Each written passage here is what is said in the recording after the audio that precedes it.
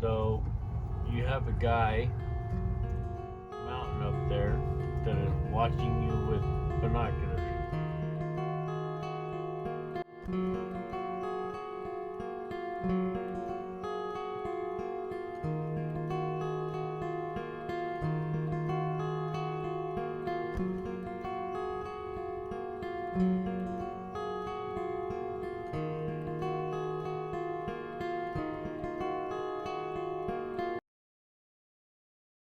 So I am currently camping in the desert outside of Tucson on some BLM land because I've been really excited to go to Quartzsite all year. I'm really excited to spend the winter there. But right now it's pretty much 100 degrees. In fact, next week it's going to be over 100 degrees every day there. And I'm just testing to see if I can handle it. Currently I think it's like 96 degrees and I'm parked, as you can kind of see by the shadow, in front of a tree.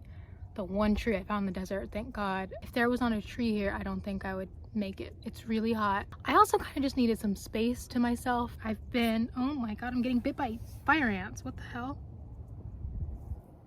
Dude, I was like, what's stinging me? That's crazy. Where did that come from? Okay, I needed some space to myself. I've been in the city for a few days with doctor's appointments and stuff. I had to put my rugs back in the van because I have nails on the bottom of the van that like stick up where the seats used to be, and I can't get them out of my van because they're screwed from the underside. So I hit them every time I get in my van, and that's why my legs, I don't know if you can see, but I have bruises. Probably can't see with the shadow, but I have bruises constantly all over my legs from hitting them. So I just put my rugs back in to pad it a little more, and it is much better. I did laundry today, so I need a place to just put my laundry away. So I was in town and I just grabbed a pizza and then came out here. It's like, you know, I need space to myself. I want to test to see if I'll make it in Quartzsite, but it is really hot. Again, if this tree was not here, I wouldn't be. I mean, I also need to charge my solar. That's one positive of being out here, but it does seem really hot and I don't know if I can take even hotter than this. 10 degrees hotter, 106 degree temperature. Anyway, I guess I'll enjoy the desert for another night.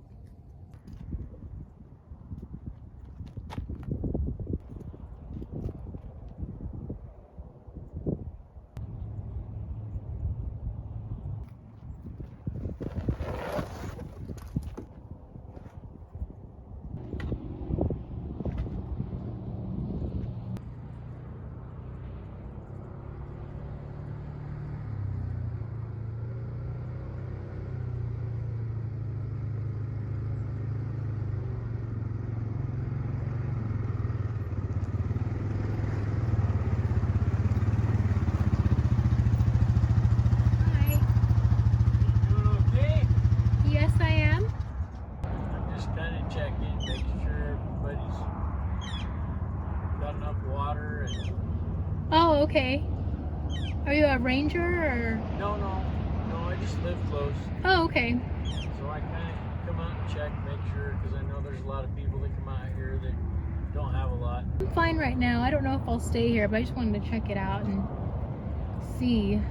It's pretty hot though. Do you do this, like, is this what you do for a living? Do you like travel around or what? Yeah, basically. Yeah? Yep. So how long have you been doing this for? I've been in the van for like almost a year, last November, so getting close. But I was traveling around in my car since 2020, so it's been a while. So you've been a nomad for a while. Yeah, yes, I'm used to it. And you're enjoying it, I suppose. Oh yeah, definitely. All right, well, just so you know, so you're not worried, I drive by when I'm here. I actually work in Colorado. I live here, like a mile and a half from here. Okay. And so I kind of drive through when I'm here, just checking on people, making sure they got water, got what they need. Cool. So if you do stay, I'll see you again, but that's all I'm doing. All right. Nothing spooky. Okay. Well. I had shit stolen from my house 2 years ago. So 2 years ago I started doing that. I started making myself open to people giving them my name so they knew who I was, so that they saw my face, and you know what? It's worked for me. Nobody steals shit from my house. And what is your name? Johnny. If you need water, I have a hose outside that runs all the time. You're willing to stop there, fill your water jugs, whatever you need. And those that I get to know well enough that I trust, they're welcome to actually come in and use the shower a couple times a week. I'm not home. My wife is. My children are. So if you need a shower, you're welcome to, come by. Probably would work better since you're a female. It would probably work better if you came by while I was there a couple of times. Just so my wife gets to know you, so she doesn't think there's something stupid going on. Right. But, if you need a shower or something, that's not a problem. But, if you want to stop by, it's not a problem. Okay, well, thank you. All right. I'll let you have your evening. All right, enjoy your rounds.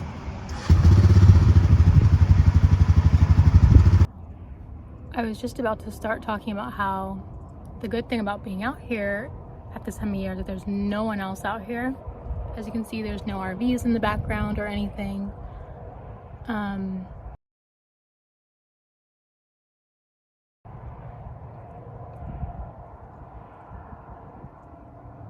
But as I was filming, I heard an ATV approaching, and it was getting closer and closer, and I realized I was definitely coming to me because I'm kind of in a spot. It's not on a main road out here in the dirt. So sure enough, a guy on an ATV comes and stops by and is just talking to me about, he says that he makes rounds out here and makes sure everybody has water, I guess, checks on people because he lives out here.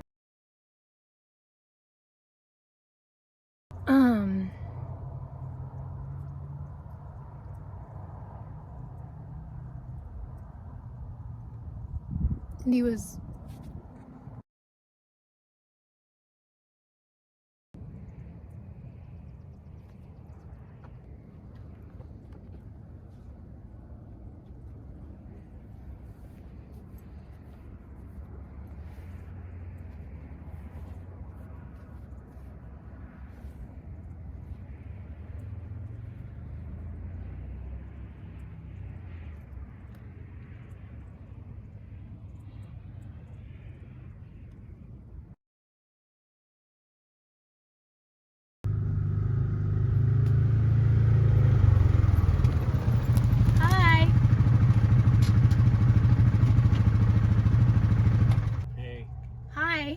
So, you have a guy on the mountain up there that is watching you with binoculars.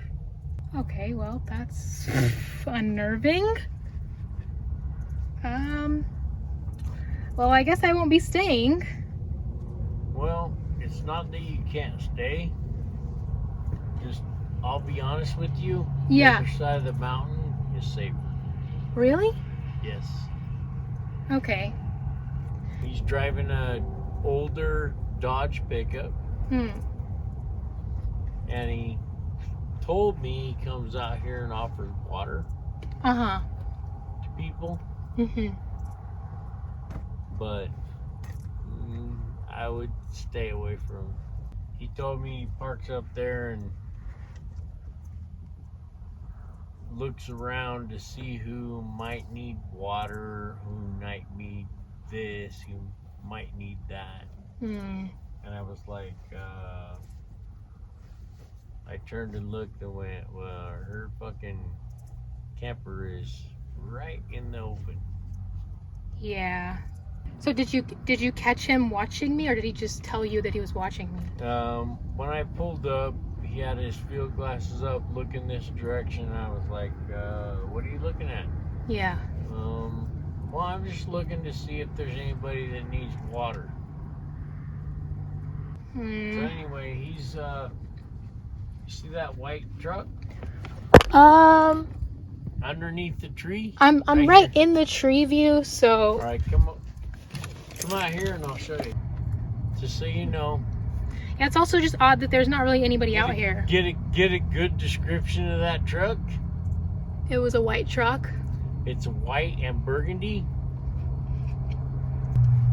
Honestly, I'd move to the other side. So, I mean, I did want to stay because it's nice out here and it's quiet, but if there's somebody watching me, then obviously I don't think I should stay out here at all. Well, that's fine. That's your choice too. Yeah.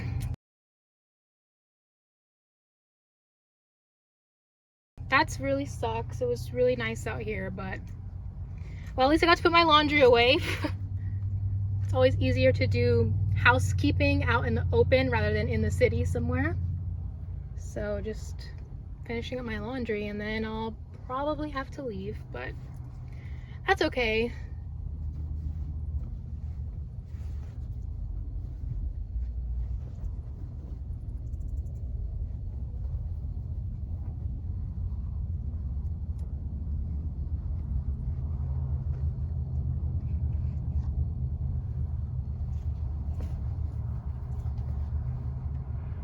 Do you need anything? No. Okay. No.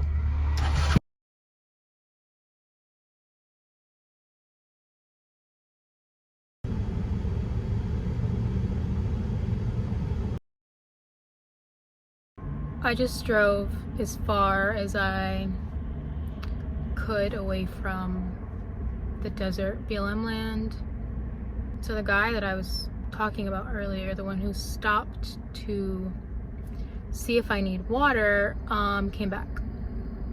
The thing is, after his first visit, I was not going to stay at the BLM land because I was just sensing some red flags, and maybe it's just me being paranoid, but there are a lot of people who would love to take advantage of someone like me, someone who's young, by themselves, living in a vehicle out in the middle of nowhere by themselves. So I just went with my instinct and I was gonna leave because he said that he drives around seeing if anyone needs water, but he had no water with him. He was on an ATV, so that was weird. And then something else that gets me with people is over explaining. So when I asked him if he was a ranger and he said no, he said he does this because a few years ago someone stole stuff from his house, which has nothing to do with giving people water in the desert. So it's just weird he went on the story about, oh, like somebody has stole from me before, so okay. And I decided, I was going to do my laundry and then leave. And I was finishing my laundry and he came back. I saw his ATV turn towards me and he tells me that someone has been watching me.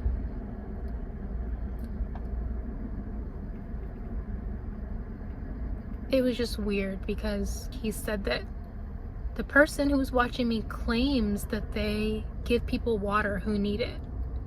That's exactly what he just told me that he did. He was just being very suspicious. And they were really, like, he would tell me something and stare at me and then take really long pauses and just stare at me. And then eventually, like, I was doing my laundry and he was just sitting there on his ATV staring at me. Like, parked right in front of my van. And I said, do you need something? And he said no and drove off. It was really, really weird. It's like, I wasn't even worried about the guy who he said was watching me, which maybe that person on the hill was watching me. He was the one creeping me out. It was just really unfortunate. I know that the lifestyle that I live comes with inherent risks. Every lifestyle comes with inherent risks, but I know that the places that I like to go and stay, being out alone by myself, that comes with extra risk. So I don't know.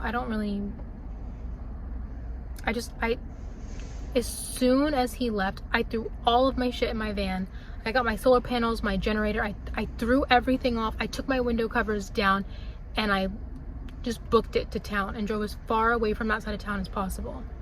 I think that I need to rest and go to bed, and I will revisit this tomorrow.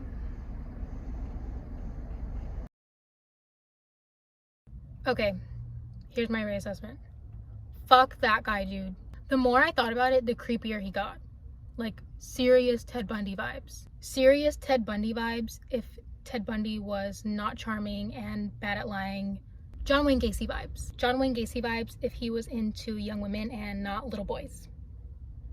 The fact that he said he offers people water, but he had no water with him. And then the fact that when he came back, he said that someone was watching me. And then I asked, did you catch him watching me or did he tell you he was watching me? And he said, well, when I drove up to him, he had his viewfinder out. And then kept telling me, you need to get a good description of that truck. Look at that truck. He was like, that guy claims that he gives water to people who need it, but I don't think so. How could you tell if somebody needs water just by looking at their camp? Sir, are you not doing the exact same thing? What sealed the deal for me is the way that he was staring at me at the end.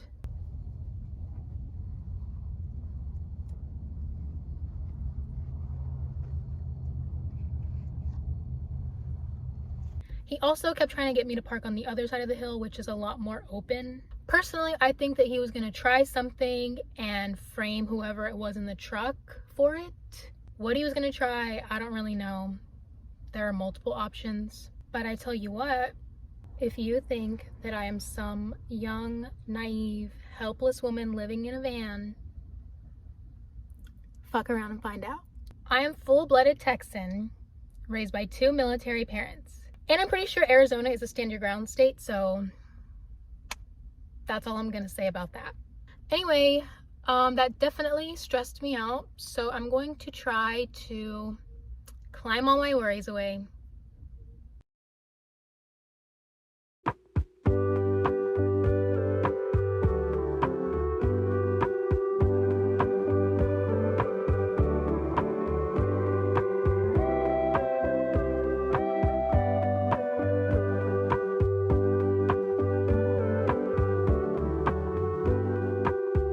So after fully processing everything, I have to say I'm not really looking forward to creating this video. Usually editing is a pretty joyful process for me. I get to showcase my creativity with beautiful scenes from nature and myself, and I'm not really looking forward to rewatching all of the footage from that day over and over again, editing it and uploading it, sharing it to the world. But at the same time, I do feel that it's necessary for me to make this video. I was hesitant about how to go about this on YouTube. On one hand, I hate when people exploit scary situations for views, but those exploitations are often exaggerated or even completely made up. This really happened to me, and I have it on video. So that brings me to the other hand. I know a lot of people watch me because they want to do the same thing as me, because I'm an inspiration or motivation, etc., etc. So I genuinely feel like it's my duty to give those people the full, authentic experience of this lifestyle. Sometimes shit is scary. There is no beating around the bush with that. So I think it would be really irresponsible of me to not talk about stuff like this at all when it happens, because unfortunately it does. But again, every single lifestyle has its own set of risks. So it's really just up to you to decide what lifestyle is worth the risks that it comes with. For me, weird stuff like this is very few and far between, but it definitely does suck when it happens. So for now, I've pretty much gotten over my sleep anxiety. I'm back to normal. I'm in a very safe spot. Everything is going well. Just patiently waiting for the weather to get cooler. But aside from that, anyway, I'm sleepy, so I'm gonna go to bed. I love you all. Thank you for watching, and hopefully I will see you on the road soon. Good night.